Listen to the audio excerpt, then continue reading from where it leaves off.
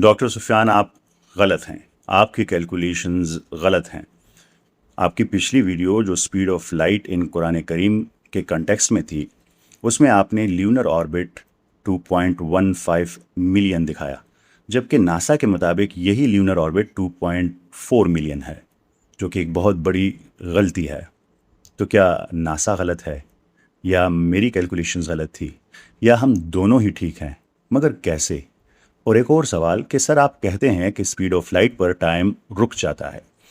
अगर टाइम रुक जाता है तो फिर हम ये क्यों कहते हैं कि सूरज की रोशनी को ज़मीन पर पहुंचने के लिए 8 मिनट 20 सेकंड लगते हैं? वो भी तो रोशनी है, वो क्यों फ़ौरन नहीं पहुंचती? बिस्मिल्लाहिर्रहमानिर्रहीम। मैं हूं डॉक्टर मोहम्मद सुफियान और ये गौर व फिक्र सीरीज़ की एक खुसूसी किस्त है। हमने पिछले वीडियो में सूरह सजदा और सूरह हज की एक आयत, जिसमें कहा गया है कि अल्लाह के यहाँ एक दिन तुम्हारे 1000 साल के बराबर है, वो जो तुम गिनते हो, मिम्मा तुअद्दून, पर बात की कि खुदा के हाँ वक्त का क्या तस्वुर है, कुरान करीम ने कैसे स्पीड ऑफ लाइट को बयान किया। वो तमाम कैलकुलेशंस ब्रीफली मैंने राउंड ऑफ करके बयान की, जिसकी वजह से बड़ी कन्फ्यूजन हुई। मैं चाहता था कि कम्प्लेक्स कैलकुलेशंस ना शेयर करूं, शायद उसे लोग समझ ना पाए, शायद उसकी वजह से वीडियो बोर हो जाए, पर उसकी वजह से कन्फ्यूजन क्रिएट हुई। तो मैंने वक्त फ़िलहाल के लिए वो वीडियो प्राइवेट कर दी कि मैं ये वजाहती वीडियो बनाऊं और इसके साथ वो पूरी वीडियो लगा दूं, तो फिर आपको उसकी बेहतर समझ आएगी। देखिए, हमने बात की कि जब कुरान करीम ने ये कहा कि एक दिन 1000 साल के बराबर है, वो जो तुम गिनते हो, हम लोग क्या गिनते हैं? हम लोग गिनते हैं चांद ल्यूनर ऑर्बिट को। इसका मतलब है कि ये एक दिन 1000 साल ऑफ ल्यूनर ऑर्बिट से, यानी 12,000 ल्यूनर ऑर्बिट्स के बराबर है। और फिर मैंने ये कैलकुलेशन करके दी कि लाइट एक दिन में जो डिस्टेंस ट्रैवल करती है, चांद 12,000 ल्यूनर ऑर्बिट में एग्जैक्टली वही डिस्टेंस ट्रैवल करता है। इसका मतलब ये है कि अल्लाह ताला के यहाँ चीज़ें स्पीड ऑफ लाइट पर होती है, और आइंस्टाइन के मुताबिक जब भी चीज़ें स्पीड ऑफ लाइट पर होगी, वहाँ पे टाइम रुक जाएगा। उस पर ये कमेंट्स आए, तो आए, एक एक करके इसका जवाब देते हैं। सबसे पहले कि स्पीड ऑफ लाइट पर टाइम रुक जाता है, आप ही कह रहे हैं, तो वो मैं नहीं कह रहा, वो आइंस्टाइन कह रहा है। वो आइंस्टाइन की थ्योरी ऑफ रिलेटिविटी कह रही है, टाइम रिलेटिविटी कह रही है, उसकी डायलेशन इक्वेशन कह रही है। आप देखें तो उसने उसे मैथमेटिकली प्रूफ किया है उसकी डायलेशन इक्वेशन में कि जब भी कोई चीज़ स्पीड ऑफ लाइट पर ट्रैवल करेगी, उसके लिए टाइम रुक जाएगा। ये उसकी डायलेशन इक्वेशन को आप स्टडी करेंगे, आपको अंदाज़ा हो जाएगा। बल्कि ये चीज़ अभी आप अपने इर्द गिर्द भी नोट कर सकते हैं। आपको ये पता है कि इंटरनेशनल स्पेस स्टेशन जो मूव कर रहा है तकरीबन 28,000 किलोमीटर पर आवर की स्पीड से, जो स्पीड ऑफ लाइट से बहुत कम है, क्योंकि वो तो 3 लाख किलोमीटर पर सेकंड है, पर उस पर भी अगर कोई एस्ट्रोनॉट जाता है, कुछ महीने गुजार के आता है, तो उसकी उम्र एज़ कम्पेयर टू ज़मीन के कोई कुछ 5 मिली सेकेंड कम हो जाती है। अब यहाँ पे ये सवाल आता है कि सर, आप कह रहे हैं कि जो सूरज है उसकी रोशनी ज़मीन पर पहुँचती है, उसमें 8 मिनट 20 सेकंड लगते हैं, तो वो भी तो रोशनी है, उससे तो फ़ौरन पहुँच जाना चाहिए, फिर उसके लिए टाइम मावरा क्यों नहीं है? उससे क्यों टाइम लग रहा है? इसको समझने के लिए आपको ये समझना होगा कि 8 मिनट 20 सेकंड आपके पर्सपेक्टिव से लग रहे हैं या ये सूरज के पर्सपेक्टिव से लग रहे हैं। इसको समझने के लिए ऐसे एग्जाम्पल लें कि आप खड़े हैं सूरज और ज़मीन के दरमियान, आप देखते हैं कि सूरज से रोशनी की एक किरण, एक पार्टिकल निकला और ज़मीन की तरफ चला, और आप उसे ऑब्जर्व कर रहे हैं कि वो 8 मिनट 20 सेकंड लगे उसे।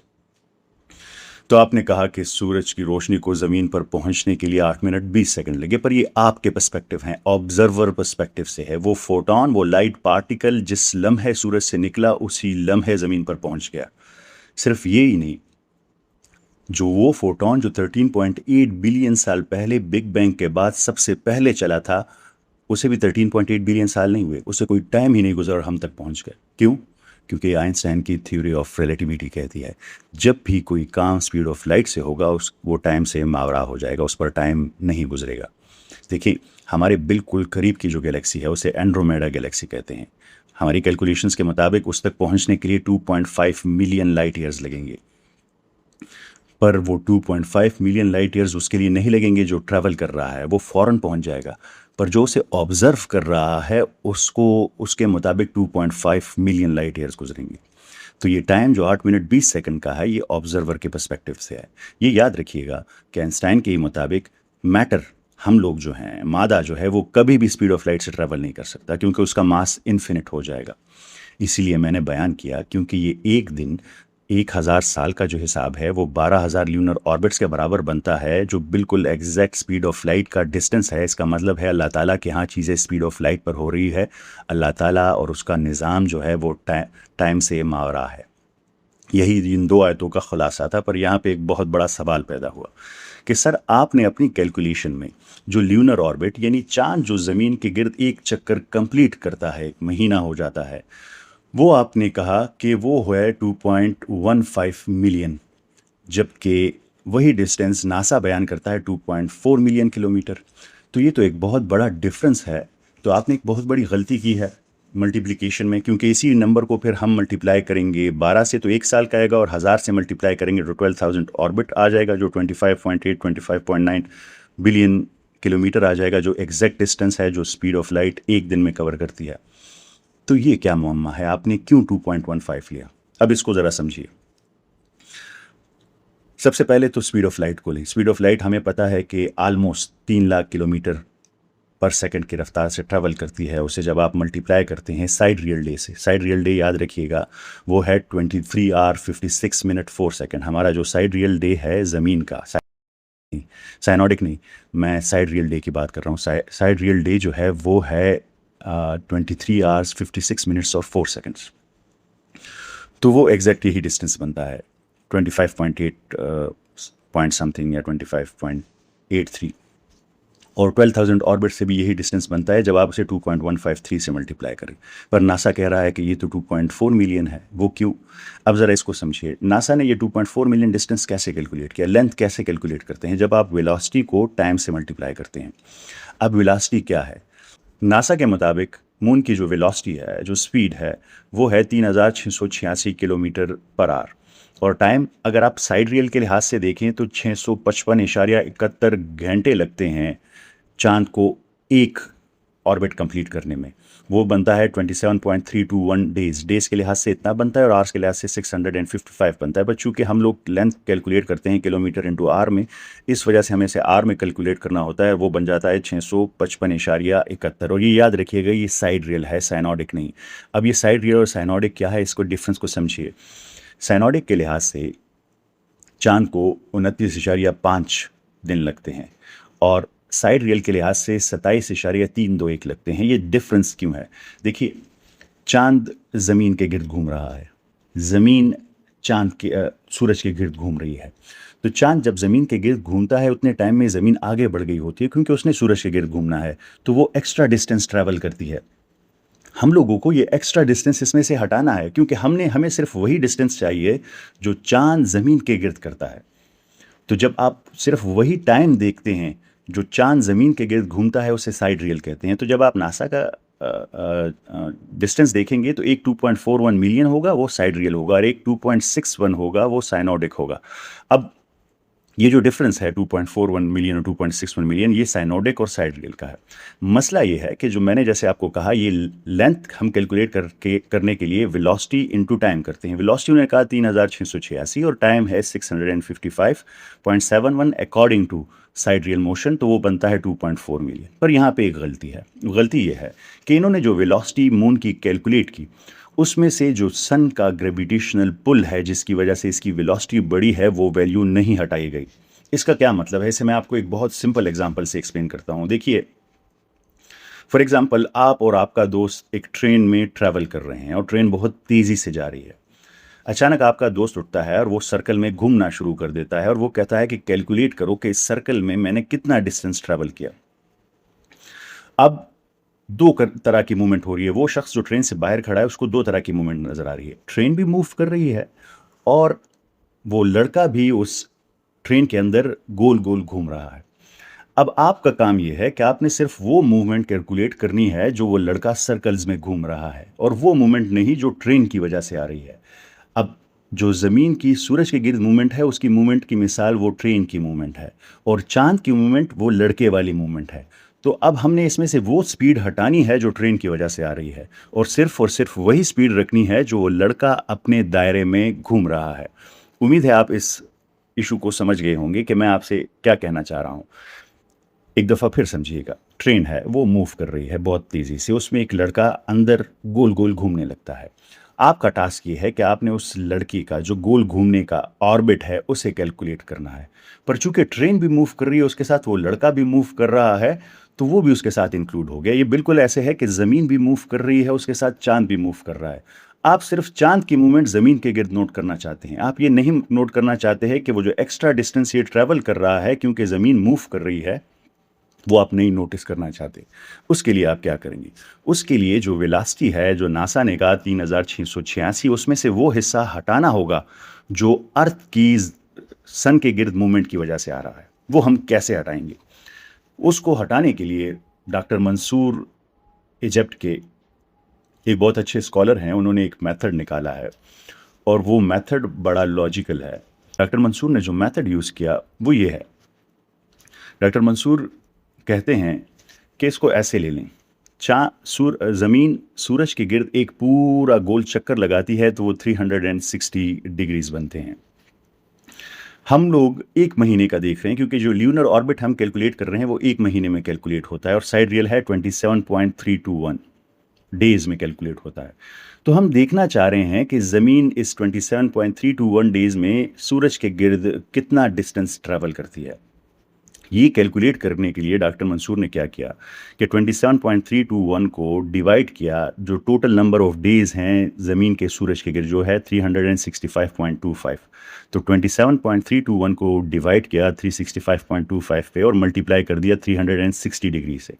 इससे हमारे पास वैल्यू आई कॉस थीटा की जो है 26.93। अब ये 26.93 क्या है? ये वो डिस्टेंस है, ये वो वेलोसिटी है जो एक्स्ट्रा जा रही है, जो ज़मीन की सूरज के गिर्द मूवमेंट की वजह से आ रही है। हमें इसकी वैल्यू मालूम करके इसे मल्टीप्लाई करना होगा नासा की वेलोसिटी के साथ और वो नंबर उसमें से रिमूव करना होगा, तभी हमारे पास असल वेलोसिटी आएगी जो होगी मून की असल velocity, other than that of सूरज, जो सन है उसकी ग्रेविटेशनल पुल की वजह से और ज़मीन की मूवमेंट की वजह से उसमें जो आ रहा है। क्योंकि हम लोग स्पीड ऑफ लाइट को हमेशा वैक्यूम में नापते हैं, स्ट्रेट लाइन में, तो हम लोग ल्यूनर ऑर्बिट को भी बिल्कुल स्ट्रेट लाइन में नापेंगे और उस पर किसी किस्म की ग्रेविटेशनल पुल जो होगी वो हटाएंगे। उसके लिए हमने ये कॉस थीटा कैलकुलेट किया 26.9 का। अब 26.9 का जो हमने ये कैलकुलेट किया, इसकी वैल्यू अगर आप ऑनलाइन देखें कॉस थीटा की, वो है 0.89 समथिंग, 0.89 समथिंग है। आप ये 0.89 लेंगे और जो नासा की वेलोसिटी है 3682 किलोमीटर पर आवर, उससे मल्टीप्लाई करेंगे तो आपके पास आएगा 3282। ये है हमारे पास असल वेलोसिटी। अब हम जब ल्यूनर ऑर्बिट कैलकुलेट करेंगे तो हम 3686 नहीं लेंगे, हम लेंगे 3282 जो हमने अभी कैलकुलेट किया, क्योंकि उसमें से सोलर ग्रेविटी का और अर्थ के मूवमेंट का इफेक्ट हमने हटा दिया। जब हमने ये हटा दिया तो 3282 को हम मल्टीप्लाई करेंगे साइड रियल जो मून का ऑर्बिट है, टाइम जिसमें लगता है, क्योंकि लेंथ है वेलोसिटी इनटू टाइम। तो वेलोसिटी हो गई हमारे पास 3282 और टाइम हो गया हमारे पास 655 घंटे, 655.71 समथिंग। इसको जब हम मल्टीप्लाई करते हैं तो हमारे पास ल्यूनर ऑर्बिट कितना आता है? 2.15 मिलियन किलोमीटर। वही एग्जैक्ट जो मैंने अपनी वीडियो में इस्तेमाल किया था। पर ये सारी कैलकुलेशंस अगर मैं उस वीडियो में एक्सप्लेन करता, एक तो आप देख सकते हैं कम्प्लेक्स है, कैलकुलेशन से लोग वैसे भी बोर होते हैं, तो मैंने राउंड ऑफ फिगर दे दिया। अब जब इस 2.15 को आप लेते हैं और इसे 12 से मल्टीप्लाई करते हैं तो आपका एक साल का आ जाता है, और जब आप इसे 1000 से मल्टीप्लाई करते हैं तो ये वही बनता है 25.8 समथिंग। 0.1% का भी डिफरेंस नहीं है, बहुत कम डिफरेंस है, और वो है सिर्फ राउंड ऑफ फिगर्स। ये तमाम नंबर्स को जब हम राउंड ऑफ करते हैं उसमें जो ये नंबर्स यहाँ वहाँ हो जाते हैं, उसकी वजह से डिफरेंस है एक दिन स्पीड ऑफ लाइट जितना ट्रैवल करती है, और हमारा चांद 12,000 ऑर्बिट यानी 1000 साल में जितना डिस्टेंस ट्रैवल करता है। इसका मतलब मैंने आपको समझाया था कि इसका मतलब है कि अल्लाह ताला ने जब उस आयत में ज़िक्र किया कि अल्लाह ताला के यहाँ एक दिन आपके 1000 साल के बराबर है, इसका मतलब है अल्लाह ताला के यहाँ चीज़ें स्पीड ऑफ लाइट से होती है, जो आइंस्टाइन के मुताबिक, मेरे मुताबिक नहीं, उस पर टाइम रुक जाता है, वो टाइम से मावरा हो जाती है। ये थी वो वीडियो और ये थी उसकी एक्सप्लेनेशन। अब आखिर में, क्या मेरा इस पूरा वीडियो बनाने से मकसद ये था कि मैं कभी गलत नहीं हो सकता? कभी नहीं। मैं बिल्कुल गलत हो सकता हूँ, मैं एक इंतहाई कमज़ोर इंसान हूँ, मुझसे गलतियाँ हो सकती हैं, जैसे आम इंसान होता है वैसे मैं भी हूँ। पर चूंकि इस पर जो इल्ज़ाम लग रहा था वो कैलकुलेशन का था कि आपने कैलकुलेशन गलत की, इसलिए मैंने ये वजाहती बयान बनाया कि नहीं, बिल्कुल उसमें आप गलत हैं, कैलकुलेशन में कोई गलती नहीं। हाँ, कोई इस पर एतराज़ उठा सकता है कि डॉक्टर मंसूर ने ये जो मेथड सन सोलर ग्रेविटी को हटाने के लिए यूज़ किया, वो ये वाला क्यों यूज़ किया, कोई और मेथड हो सकता था, कोई ग्लोबली रिकग्नाइज मेथड हो सकता था, पर ये पूरा प्रोसेस ही बड़ा न्यू है, इसमें नोवेल्टी है, ये कभी पहले किसी ने यूज़ नहीं किया। और दूसरा, डॉक्टर मंसूर ने जो मेथड यूज़ किया उसमें किसी कैलकुलेशन को ब्रेक नहीं किया, अपने आप से कोई नंबर नहीं डाले, उन्होंने एक पूरी कैलकुलेशन की। कमी बेशी इंसान से हो सकती है, पर ये जो कैलकुलेशंस थी इसमें ये गलती बिल्कुल नहीं थी। आप लोग चूँकि सिर्फ़ और सिर्फ़ नासा पर रिलाय कर रहे थे, पर हम लोगों को देखिए, कुरान करीम के मुताबिक हम लोगों को चीज़ों को, डॉट्स को कनेक्ट करना होगा, चीज़ों को समझना होगा और उस पर सोचना होगा। आपने कभी भी एआई पर, नासा पर, गूगल पे बिल्कुल बिलीव नहीं करना। आपने पूरे सिनेरियो को देखना है। उन्होंने ठीक कहा पर एक और पर्सपेक्टिव से कहा। आपने जो कैलकुलेशन करनी थी आपने डिफरेंट पर्सपेक्टिव से करनी थी। देखिए, मैं अक्सर कहता हूँ, कुरान करीम की मिसाल एक समंदर की है। आप जितना ज़्यादा डीप जाएंगे, जितना ज़्यादा डीप डाइव करेंगे, उतना कीमती मोती निकाल कर लाएंगे।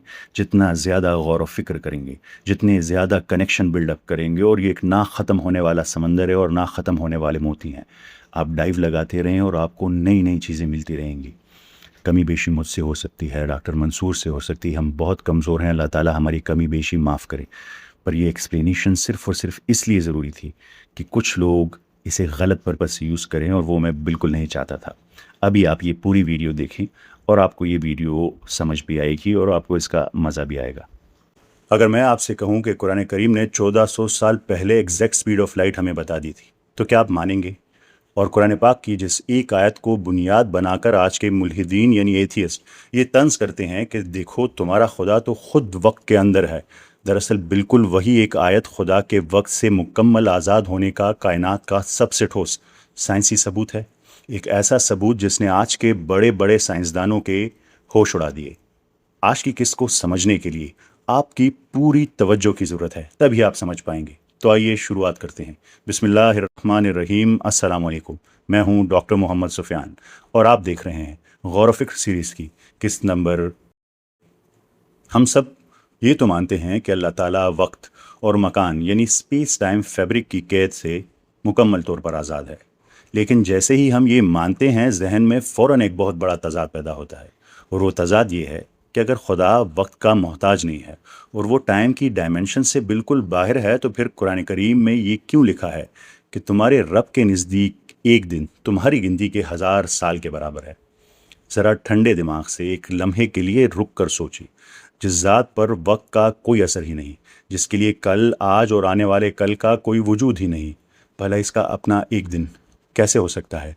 क्या खुदा भी हमारी तरह दिन रात और साल गिनता है? नऊज़ बिल्लाह। अगर इसका कोई दिन है तो क्या इसका मतलब ये नहीं कि इस पर भी वक्त गुजर रहा है? यही वो मकाम है जहाँ बड़े बड़े दिमाग चकरा जाते हैं, लेकिन आज हम इस उलझन को फ़िज़िक्स की मदद से हमेशा के लिए सुलझाने वाले हैं, क्योंकि आज हम मॉडर्न फिज़िक्स, क्वांटम मैकेनिक्स और कुरान करीम को आमने सामने रख कर इस राज से पर्दा उठाएंगे। आज आपको पता चलेगा कि कुरान करीम की इस एक आयत में एक ऐसा हैरत अंगेज़ फार्मूला छुपा है जिसने आज की जदीद तरीन साइंस को भी घुटने टेकने पर मजबूर कर दिया है। अगर ये सवाल कभी भी आपके जहन में आया है तो आज का ये सफ़र ना सिर्फ आपके रोंगटे खड़े कर देगा, बल्कि आपकी कल दंग रह जाएगी और आपको कुरान पाक के साइंसी कमाल से सच्ची मोहब्बत हो जाएगी। आइए सबसे पहले इस सबसे बुनियादी सवाल का सामना करते हैं जिस पर हमारी आज की बहस खड़ी है, और वो ये कि ये वक्त, ये टाइम आखिर है क्या?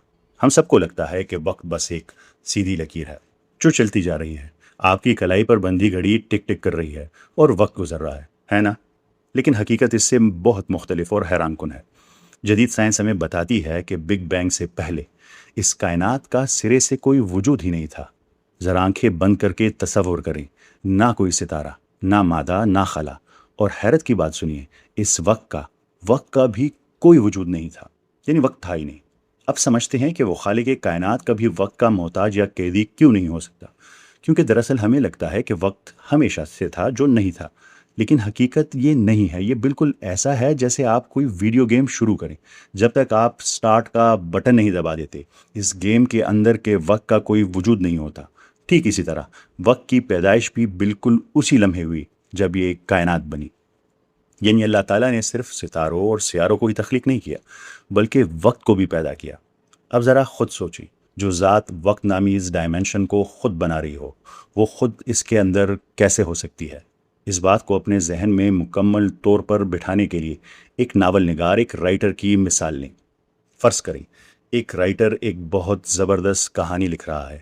اب اس کتاب کے اندر ایک اپنا الگ وقت چل رہا ہے۔ صفحہ نمبر 1 پر ہیرو کا بچپن اور صبح کا وقت، جبکہ صفحہ نمبر 200 پر وہی ہیرو بوڑھا ہو چکا ہے اور شام ڈھل رہی ہے۔ اس کہانی کے اندر موجود کرداروں کے لیے وہ 50 سال کا لمبا عرصہ ہے، اور وہ بیچارے اسی وقت کے قیدی ہیں۔ جو وقت ان پر گزر رہا ہے وہ اس سے باہر نہیں نکل سکتے۔ لیکن کیا وہ ناول نگار، وہ رائٹر خود اس کہانی کے وقت کا پابند ہے؟ بالکل نہیں۔ وہ رائٹر کتاب سے باہر بیٹھا ہے۔ وہ چاہے تو اپنے کمرے میں بیٹھ کر ایک ہی نشست میں صرف 2 گھنٹے کے اندر اس کہانی کے 50 سال لکھ ڈالے۔ اس رائٹر کے لیے کہانی کا وقت اور اس کا اپنا وقت 2 بالکل الگ چیزیں ہیں۔ وہ جب چاہے کہانی کے کسی بھی حصے، ماضی، حال یا مستقبل کو پلٹ کر دیکھ سکتا ہے، کیونکہ وہ اس کہانی کے وقت کا قیدی نہیں بلکہ اس کا خالق ہے۔ بالکل اسی طرح خدا نے اس کائنات کا کینوس بچھایا اور اس کے اندر وقت کا نظام بنایا، مگر وہ خود اس کائنات کے اندر نہیں بیٹھا کہ اس وقت کا پابند ہو۔ وہ خالق ہے، مخلوق نہیں۔ وقت تو اس کی بنائی ہوئی ایک کریشن ہے، اور خالق کبھی اپنی بنائی ہوئی چیز کا محتاج نہیں ہو سکتا۔ وہ وقت کی اس پوری ٹائم لائن، بگ بینگ سے لے کر کائنات کے انجام تک کو ایک ہی لمحے میں دیکھ سکتا ہے، کیونکہ وہ اس اسپیس ٹائم فیبرک سے مکمل طور پر باہر اور ماورا ہے، یعنی بیونڈ ہے۔ یہاں آ کر ہماری پہلی اور سب سے بڑی الجھن تو بالکل صاف ہو گئی۔ سائنس، عقل اور منطق تینوں یہ مانتے ہیں کہ خدا وقت سے ماورا ہے، اس پر وقت نہیں گزرتا۔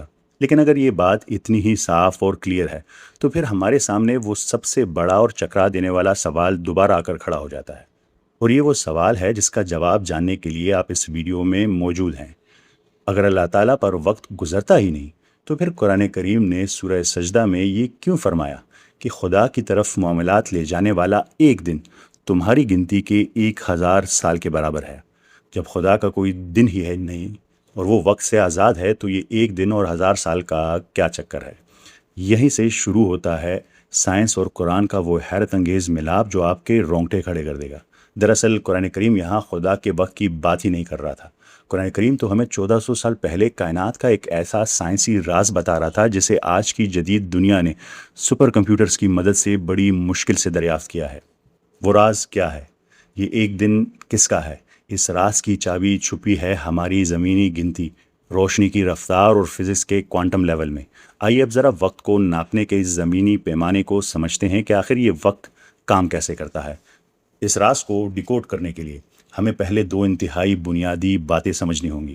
پہلی یہ کہ ہم انسان اس وقت کو ناپتے کیسے ہیں، اور دوسری جو سب سے اہم ہے، کیا اس کائنات میں کوئی ایسی جگہ یا کوئی ایسی رفتار موجود ہے جہاں جا کر وقت مکمل طور پر رک جاتا ہے؟ آئیے پہلے اپنی کلائی پر بندھی گھڑیوں کو دیکھتے ہیں۔ ہم نے اپنے یہ کیلنڈر کیسے بنایا؟ جواب بہت ہی سادہ ہے۔ زمینی سطح پر ہم نے وقت کو اپنی سہولت کے لیے ایک بہت بڑے پتھر کی حرکت کے ساتھ باندھ دیا ہے، اور وہ پتھر کیا ہے؟ ہماری اپنی زمین۔ یہ زمین لٹو کی طرح اپنے محور پر گول گھومتی ہے، تو ہم انسان کہتے ہیں لیجیے جناب 24 گھنٹے ہو گئے، آج کا دن ختم۔ اور جب یہی زمین چلتے چلتے سورج کے گرد اپنا ایک لمبا چکر پورا کرتی ہے تو ہم کہتے ہیں ہیپی نیو ایئر، 1 سال مکمل ہو گیا۔ یعنی ذرا غور کریں، زمین پر ہمارا یہ وقت کوئی آزاد چیز نہیں ہے، یہ صرف اور صرف چیزوں کے ہلنے اور ان کی رفتار کا نام ہے۔ لیکن ذرا زمین کے اس چھوٹے سے خول سے نکل کر سوچیں، کاسمک لیول پر، یعنی اس وسیع کائنات میں جا کر ہمارے وقت کا یہ سارا زمینی پیمانہ ٹوٹ جاتا ہے۔ کائنات میں وقت کوئی لوہے کا سخت اسکیل نہیں ہے کہ آپ جہاں بھی چاہے 1 انچ ہمیشہ 1 انچ رہے گا، نہیں۔ وقت تو ایک ربر بینڈ کی طرح ہے۔ یہ ایک فزیکل ڈائمنشن ہے جو کھنچتی ہے اور سکڑتی ہے۔ جہاں کشش ثقل یعنی گریوٹی بہت زیادہ ہوگی یا جہاں آپ کے چلنے کی رفتار بہت تیز ہوگی، وہاں وقت اتنے عجیب طریقے سے بدلے گا کہ آپ کا دماغ سن ہو جائے گا۔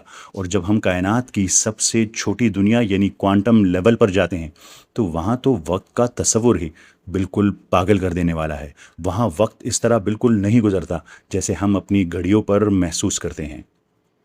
وقت کے اس ربڑ کی طرح کھنچنے اور سکڑنے کے راز کو دنیا کے سامنے سب سے پہلے جس انسان نے بہت سادگی اور خوبصورتی سے کھول کر رکھا وہ تھے پچھلی صدی کے سب سے ذہین انسان البرٹ آئنسٹائن۔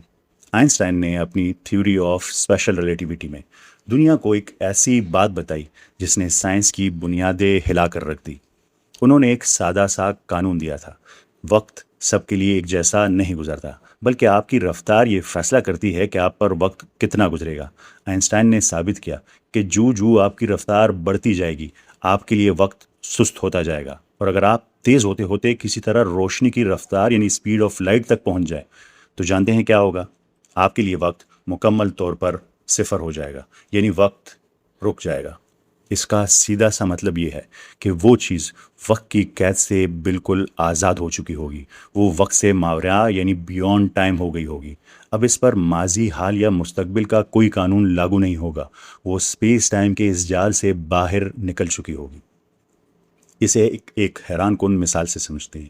فوٹون کو تو آپ جانتے ہوں گے، یہ روشنی کا ایک ذرہ ہے۔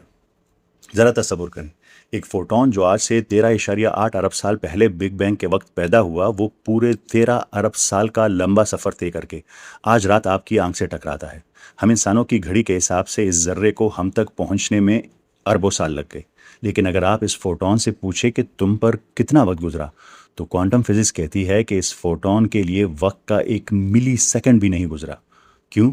کیونکہ وہ روشنی کی رفتار سے سفر کر رہا ہے۔ اس کے لیے وقت پیدا ہوتے ہی رک جاتا ہے۔ روشنی کے لیے وقت کا کوئی وجود ہی نہیں ہوتا، وہ وقت کی قید سے آزاد ہے۔ اب ذرا گہری سانس لیں اور ان تمام کڑیوں کو آپس میں جوڑیں۔ ایک طرف سائنس ہمیں بتا رہی ہے کہ روشنی کی رفتار پر وقت رک جاتا ہے اور زیرو ہو جاتا ہے، اور دوسری طرف قرآن کریم 1400 سال پہلے کہہ رہا ہے کہ ایک دن تمہارے 1000 سال کے برابر ہے۔ ان دونوں باتوں کا آپس میں کیا تعلق ہے؟ اب ہم اس ویڈیو کے سب سے اہم اور سنسنی خیز حصے میں داخل ہو رہے ہیں۔ ذرا گہری سانس لیں اور اپنے ذہن کو پوری طرح حاضر رکھیں۔ ہم نے ابھی تک یہ سمجھا کہ سائنس اور آئنسٹائن کے مطابق اگر کوئی چیز روشنی کی رفتار سپیڈ آف لائٹ تک پہنچ جائے تو اس کے لیے وقت بالکل صفر، زیرو ہو جاتا ہے، وقت رک جاتا ہے، اور وہ چیز وقت کے دائرے سے ماوراء یعنی بیونڈ ٹائم ہو جاتی ہے۔ کیا آپ یقین کریں گے کہ اگر میں آپ سے کہوں کہ آج سے 1400 سال پہلے قرآن پاک کی ایک آیت نے باقاعدہ سائنسی اور میتھمیٹیکل ثبوت کے ساتھ یہ ثابت کر دیا تھا کہ خدا وقت کی قید سے مکمل طور پر باہر ہے اور سپیڈ آف لائٹ کیا ہے؟ آپ کو یہ جان کر شاید سب سے بڑا جھٹکا لگے گا کہ یہ بالکل وہی آیت ہے، جی ہاں، بالکل وہی سورہ سجدہ کی آیت نمبر 5، جسے پڑھ کر کچھ لوگ اعتراض کرتے ہیں اور کنفیوز ہو جاتے ہیں کہ شاید خدا پر بھی وقت گزرتا ہے، یا نعوذ باللہ خدا بھی وقت کا محتاج ہے۔ دراصل وہی آیت خدا کے وقت سے ماوراء یعنی بیونڈ ٹائم ہونے کا کائنات کا سب سے بڑا سائنسی ثبوت ہے۔ لیکن آخر کیسے؟ ایک آیت جو بظاہر خود کہہ رہی ہے کہ ایک دن 1000 سال کے برابر ہے، وہ بھلا یہ کیسے ثابت کر سکتی ہے کہ خدا پر وقت گزرتا ہی نہیں؟ یہی تو کمال ہے۔ قرآن پاک نے یہ بات صرف فلسفے یا کسی زبانی دعوے کی حد تک نہیں گئی، بلکہ باقاعدہ فزکس اور سائنس کی زبان میں اسے ثابت کیا ہے، اور کائنات کی رفتار کا یہ سب سے بڑا ثبوت سورہ سجدہ کی آیت نمبر 5 میں چھپا ہے۔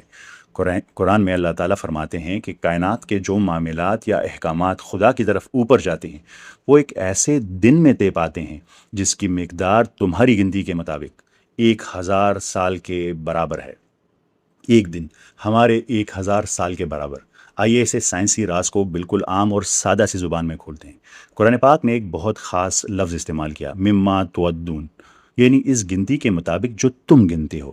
اب ذرا سوچیں کہ 1400 سال پہلے عرب کے لوگ اور آج بھی ہم مسلمان اپنے سال اور مہینے کیسے گنتے ہیں؟ ہم سورج سے نہیں بلکہ چاند سے اپنا کیلنڈر بناتے ہیں، جسے لیونر کیلنڈر کہتے ہیں۔ ہمارا ایک مہینہ کب پورا ہوتا ہے؟ جب چاند زمین کے گرد اپنا ایک چکر یعنی آربٹ پورا کر لیتا ہے۔ ایک سال میں کتنے مہینے ہوتے ہیں؟ 12 مہینے، یعنی ایک سال میں چاند زمین کے 12 چکر لگاتا ہے۔ تو ذرا سیدھا سا ریاضی کا حساب لگائیں۔ اگر ایک سال میں چاند 12 چکر لگاتا ہے تو 1000 سال میں کتنے چکر لگائے گا؟ بالکل ٹھیک، 12 کو 1000 سے ضرب دیں تو جواب آتا ہے 12000 چکر، یعنی 12000 لیونر آربٹس۔ یعنی قرآن کریم ہمیں بالکل واضح الفاظ میں بتا رہا ہے کہ اللہ تعالیٰ کا یہ نظام ایک دن میں کائنات کا جتنا فاصلہ، جتنا ڈسٹنس طے کرتا ہے، انسان اسی فاصلے کو چاند کے 12000 چکروں سے ناپتا ہے۔ अब हमारा अगला कदम ये है कि हम ये नापें कि चांद इन 12,000 चक्करों में टोटल कितने किलोमीटर का सफ़र तय करता है। इसे नापने का तरीका बहुत दिलचस्प है। फ़र्ज़ करें चांद ज़मीन के गिर्द गोल गोल घूमने की बजाय एक सीधी सड़क पर चल रहा है। लेकिन यहाँ आप मुझसे एक सवाल ज़रूर पूछ सकते हैं कि हम चांद के इस गोल चक्कर को नापने की बजाय उसे सीधा क्यों कर रहे हैं। इसका जवाब छुपा है फिज़िक्स के एक बहुत ही बुनियादी उसूल में, जिसे फ्रेम ऑफ रेफरेंस कहते हैं। रोशनी खला यानी वैक्यूम में सीधी लकीर में सफ़र करती है। एल्बर्ट आइंस्टाइन की थ्योरी ऑफ रिलेटिविटी का पहला उसूल ये है कि रोशनी की रफ्तार का किसी भी चीज़ के साथ मुकाबला करने के लिए ज़रूरी है कि दोनों चीज़ों का ट्रैक बिल्कुल सीधा हो। फिज़िक्स की ज़ुबान में इसे इनर्शियल फ्रेम ऑफ रेफरेंस कहते हैं, यानी एक ऐसा सीधा रास्ता जिस पर किसी किस्म की कशिश शकल यानी ग्रेविटी का दबाव ना हो। जैसे ही हम ग्रेविटी को निकालते हैं तो ये बिल्कुल ऐसे होता है जैसे आपने एक गोल लिपटी हुई रस्सी को कैंची से काटकर बिल्कुल सीधा बिछा दिया हो, ताकि आप इसे इंची टेप से नाप सकें। अब जब ये सड़क बिल्कुल सीधी बिछ गई है तो हम नापते हैं कि चांद अपने एक महीने के चक्कर में सीधी सड़क पर टोटल कितना फासला तय करता है। साइंस हमें बताती है कि चांद के एक मदार की ऑर्बिट की औसत लंबाई तकरीबन 21,58,000 किलोमीटर है, यानी 2.15 मिलियन किलोमीटर बनती है। याद रखें ये सिर्फ एक चक्कर का फासला है। और कुरान करीम ने हमें क्या बताया, 1,000 साल का फासला यानी 12,000 चक्कर। तो अब आप अपना कैलकुलेटर उठाएं और इस एक चक्कर के फासले को 12,000 से ज़रब दें। जब हम मॉडर्न फिज़िक्स और दुनिया के जदीद तरीन सुपर कंप्यूटर्स की मदद से इस 12,000 चक्करों के सफ़र का टोटल हिसाब लगाते हैं तो वो हमें एक एग्जैक्ट नंबर देते हैं। वो नंबर क्या है? वो नंबर है तकरीबन 25.90 बिलियन किलोमीटर, 25 अरब 90 करोड़ 20 लाख किलोमीटर से भी ज़्यादा। अब इस 25.90 बिलियन किलोमीटर के पहाड़ जैसे नंबर को अपने जहन में ज़रूर फिक्स कर लें।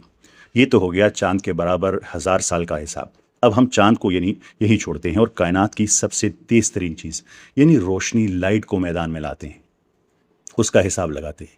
हम सब जानते हैं कि रोशनी एक सेकंड में तकरीबन 3 लाख किलोमीटर का सफ़र तय करती है। ये इतनी तेज़ है कि एक पलक झपकाएं और ये ज़मीन के गिर्द 7 चक्कर लगा लेगी। अब ज़रा इस रोशनी से कहते हैं कि तुम एक सेकंड में नहीं, एक मिनट नहीं, एक घंटा नहीं, बल्कि पूरे एक दिन यानी 24 घंटे तक लगातार सफ़र करो। आइए हिसाब लगाते हैं। रोशनी एक सेकंड में 3 लाख किलोमीटर, इसे 60 से ज़रब दी तो 1 मिनट का फासला होगा, फिर 60 से ज़रब दें तो 1 घंटे का फासला होगा, और फिर 24 से ज़रब दें तो पूरे एक दिन यानी 24 घंटे का फासला निकल आएगा। जब हम कैलकुलेटर पर ये सारा हिसाब लगाते हैं और रोशनी के पूरे 24 घंटे का सफ़र नापते हैं तो आपको अंदाज़ा है कि स्क्रीन पर जवाब क्या आता है। जवाब आता है बिल्कुल एग्जैक्ट 25.90 बिलियन किलोमीटर। जी हाँ, वही 25 अरब 90 करोड़ किलोमीटर। ज़रा एक लम्हे के लिए रुके, गहरी सांस लें और सोचें कि अभी क्या साबित हुआ। चांद 1,000 कमरी साल में जितना लंबा और थका देने वाला सफ़र करती है, रोशनी बिल्कुल वही फासला सिर्फ़ और सिर्फ एक दिन में तय कर लेती है। कुरान पाक ने आज से 1400 साल पहले, जब ना कोई टेलीस्कोप थी और ना कोई सुपर कंप्यूटर, बिल्कुल यही तो कहा था। एक दिन जो तुम्हारी गिनती के 1,000 साल के बराबर है। ये कोई पुराने ज़माने की देवमालाई कहानी नहीं या कोई फ़र्ज़ी मुहावरा नहीं। अल्लाह ताला दरअसल 1400 साल पहले इन सादा इंसानों को इन्हीं के कैलेंडर की ज़ुबान में रोशनी की रफ्तार, स्पीड ऑफ लाइट का एग्जैक्ट और परफेक्ट फार्मूला समझा रहे थे। और यहीं पर आकर, बिल्कुल इसी मकाम पर आकर, हमारा वो सबसे बड़ा और सबसे पहला सवाल, जिसने हमारे दिमागों में एक उलझन पैदा कर रखी थी, हमेशा हमेशा के लिए हल हो जाता है। सवाल क्या था? क्या खुदा वक्त का मोहताज है? नऊज़ बिल्लाह। और कुरान करीम ने इस आयत में रोशनी की रफ्तार का हिसाब ही क्यों दिया? ज़रा अपने दिमाग के घोड़े दौड़ाएं और याद करें, हमने थोड़ी देर पहले एल्बर्ट आइंस्टाइन की थ्योरी में क्या समझा था। हमने एक बहुत सादा सा कानून समझा था। एक कायनात में जब कोई भी चीज़ तेज़ होते होते रोशनी की रफ्तार को छू लेती है तो इसके लिए वक्त बिल्कुल सिफर, ज़ीरो हो जाता है। इसके लिए वक्त की घड़ी रुक जाती है। वो चीज़ इस कायनात के टाइम के जाल से बिल्कुल बाहर निकल जाती है और वक्त से बिल्कुल मावरा यानी बियॉन्ड टाइम हो जाती है। सुभान अल्लाह। ज़रा एक लम्हे के लिए रुकी और सोचें कि अभी क्या साबित हुआ। चांद 1,000 कमरी साल में जितना लंबा सफ़र करता है, रोशनी बिल्कुल वही फासला सिर्फ एक दिन में तय कर लेती है। अल्लाह ताला दरअसल 1400 साल पहले इंसानों को रोशनी की रफ्तार, स्पीड ऑफ लाइट का एग्जैक्ट फार्मूला समझा रहा था। اور یہیں پر ہماری آج کی بحث ایک شاندار نتیجے پر پہنچتی ہے۔ ہم نے دیکھا کہ سورہ سجدہ میں 1000 سال اور ایک دن کا جو ذکر ہے وہ دراصل روشنی کی رفتار کا فارمولہ ہے، اور آئنسٹائن کی فزکس کہتی ہے کہ جو چیز روشنی کی رفتار پر ہو اس کے لیے وقت 0 ہو جاتا ہے۔